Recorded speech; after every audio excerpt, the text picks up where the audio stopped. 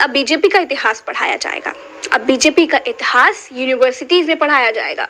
अच्छा है, पढ़ाया जाए, लेकिन ये जरूर कहूंगी कि पाठ सच्चा पढ़ाया जाए। ये पढ़ाया जाना चाहिए कि कैसे बीजेपी की सरकारों में बलात्कारियों और हत्यारों को जेल से अच्छा आचरण वाला बताकर रिहा किया जाता है। ये पढ़ाया जाना चाहिए कि बीजेपी की तरफ से सबसे ज्यादा सालों तक राज करने वाले प्रधानमंत्री मंचों से, संसद से, लाल किले से, रेडियो से, टीवी से, सात समंदर पार से झूठ बोलने में कोई परहेज नहीं करते। ये पढ़ाया जाना चाहिए कि बीजेपी की तरफ से बने प्रधानमंत्री कैसे कपड़े देख करके लोगों को पहचान लेते हैं। ये पढ़ाया जाना चाहिए कि बीजेपी की सरकार आने के बाद कैसे देश की सरकारी कंपनियां बिकने लगी। ये बताया जाना चाहिए कि बीजेपी की सरकार आते ही देश पर महंगाई लाद दी गई। ये पढ़ाया जाना चाहिए कि कैसे बीजेपी की सरकार आते ही देश में हिंदुओं और मुसलमानों के बीच खाई खोदी गई। ये पढ़ाया जाना चाहिए कि बीजेपी के प्रधानमंत्री के अधिकारी संविधान खत्म करने की बातें करते हैं। ये पढ़ाया जाना चाहिए कि कैसे बीजेपी की सरकार आते ही कमजोर वर्ग को दिए गया आरक्षण सूली पर टांग दिया गया।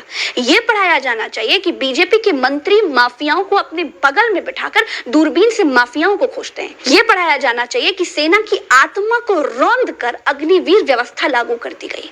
दोस्तों, यूनिवर्सिटीज के बच्चों को ये पढ़ाया जाना चाहिए कि बीजेपी की सरकार में कैसे सीबीआई और ईडी को पर्सनल एजेंसी बना लिया जाता है।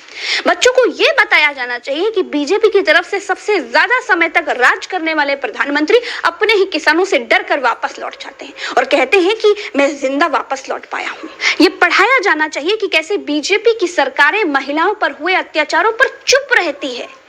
छात्रों को यह बताया जाना चाहिए कि बीजेपी के प्रधानमंत्री जो खुद नाम लेकर भ्रष्टाचार खत्म करने की बात करते हैं, वो अगले ही दिन उसी भ्रष्टाचारी को डिप्टी सीएम बना देते हैं।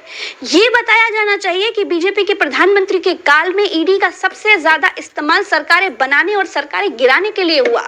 दोस्तों, ये भी पढ़ाया जाना चाहिए कि सबसे लंबा शासन करने वाले प्रधानमंत्री को ईडी का मुखिया खोजे नहीं मिल रहा था।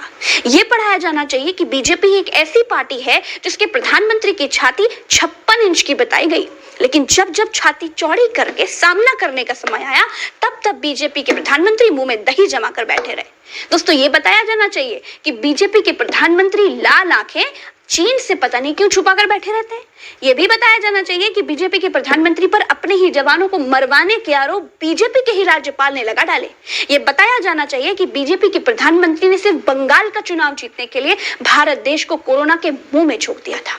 यह बताया जाना चाहिए कि बीजेपी के प्रधानमंत्री ने अपने लिए 8,000 करोड़ का जहाज खरीदा था। यह भी पढ़ाया जाना चाहिए कि बीजेपी के प्रधानमंत्री के कार्यकाल में अल्पसंख्यक मुसलमानों को सबसे ज्यादा टारगेट किया गया। किसानों पर 3 काले कानून लादने वाला किस्सा भी जरूर बताया जाना चाहिए। बीजेपी सरकारों के डबल इंजन किस तरह से फेल हुए, ये भी पढ़ाया जाना चाहिए। बीजेपी सरकार और सुप्रीम कोर्ट के बीच की जो तकरार है ना, वो भी पढ़ाई जानी चाहिए। दोस्तों, बीजेपी की सरकारों में पनप रहे उन्माद को भी दिखाया जाना चाहिए।